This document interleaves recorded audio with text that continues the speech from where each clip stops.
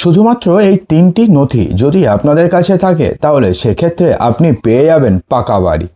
হ্যাঁ বন্ধুরা, এক্ষেত্রে যদি আপনাদের কাছে অলরেডি পাকা বাড়ি থাকেও সেক্ষেত্রেও আপনি কিন্তু পাকা বাড়ির জন্য এলিজেবল হয়ে যাবেন। দেখুন, নর্মালি কি হয়, যাদের পাকা বাড়ি থাকে না, যাদের একটা নির্দিষ্ট জমি থাকে এবং যাদের কোনো পাকা বাড়ি নেই, যাদের কাঁচা বাড়ি, সেই সমস্ত পরিবারেরই এই পাকা বাড়ির জন্য এলিজেবল হন। কিন্তু সেক্ষেত্রে যদি এই তিনটি ডকুমেন্টস আপনাদের কাছে থাকে তাহলে সেক্ষেত্রে আপনাদের কাছে এক্সিস্টিং পাকা বাড়ি থাকা সত্ত্বেও আপনি কিন্তু এই পাকা বাড়ির জন্য এলিজেবল হয়ে যাবেন, অর্থাৎ পাকা বাড়ির টাকা কিন্তু আপনিও পেয়ে যাবেন।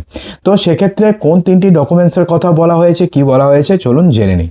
দেখুন, পাকা বাড়ি তৈরির জন্য যোগ্য গ্রামীণ পরিবারগুলোকে আবাস প্লাস 2024 এর আওতায় আবেদন করার আহ্বান জানিয়েছে রাজ্য সরকার। পাকা বাড়ি, নিরাপদ পরিবার, সরকারের দৃঢ় অঙ্গীকার, এই লক্ষ্যকে সামনে রেখে পশ্চিমবঙ্গের বিভিন্ন গ্রামীণ এলাকায় সমীক্ষার কাজ বর্তমানে চলছে। প্রশাসনের দাবি যে প্রধানমন্ত্রী আবাস যোজনা গ্রামীণের আওতায় ইতিমধ্যে প্রায় 38 লক্ষ পরিবারের নাম অলরেডি নথিভুক্ত হয়ে গেছে এবং এই পরিবার কিছুদিনের মধ্যে টাকা পাওয়ার কাজ শুরু হয়ে যাবে। অলরেডি অনেকে টাকা পেয়েছেন।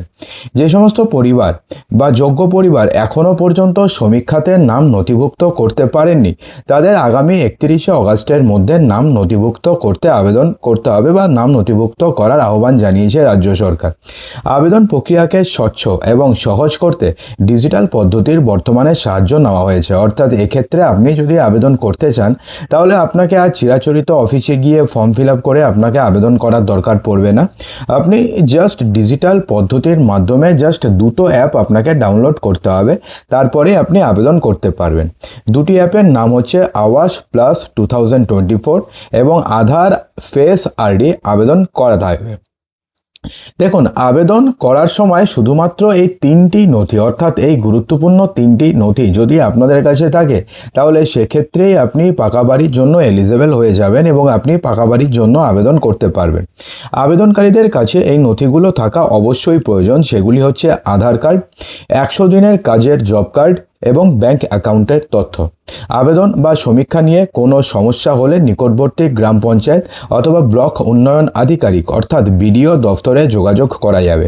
প্রশাসনের তরফে 8282082820 8282082820 এবং 180088911451 এই হেল্পলাইন নম্বরেও পরিষেবা বর্তমানে চালু রাখা হয়েছে। বিস্তারিত তথ্য জানার জন্য রাজ্য পঞ্চায়েত দফতরের যে ওয়েবসাইট রয়েছে সেই ওয়েবসাইটেও নজর রাখতে বলা হয়েছে।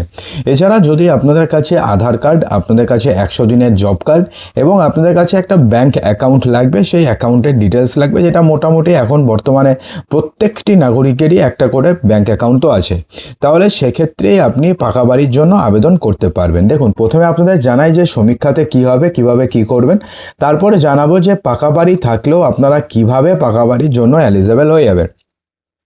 প্রশাসনের তরফে জানানো হয়েছে যে গত 2.5 মাস ধরে রাজ্যের গ্রাম এবং প্রত্যন্ত এলাকায় আবাস প্লাসের সমীক্ষা চলছে। কোনো যোগ্য পরিবার এখনও সমীক্ষার আওতায় না এলে দ্রুত বিষয়টি প্রশাসনের নজরে আনার আবেদন জানানো হয়েছে। যোগ্য পরিবারগুলো যাতে কোনোভাবে তালিকা থেকে বাদ না পড়ে সে বিষয়ে স্থানীয় জনপ্রতিনিধিদের সঙ্গে যোগাযোগ করা রয়েছে বলে প্রশাসন দফতরে বা প্রশাসনের তরফে কিন্তু জানানো হয়েছে।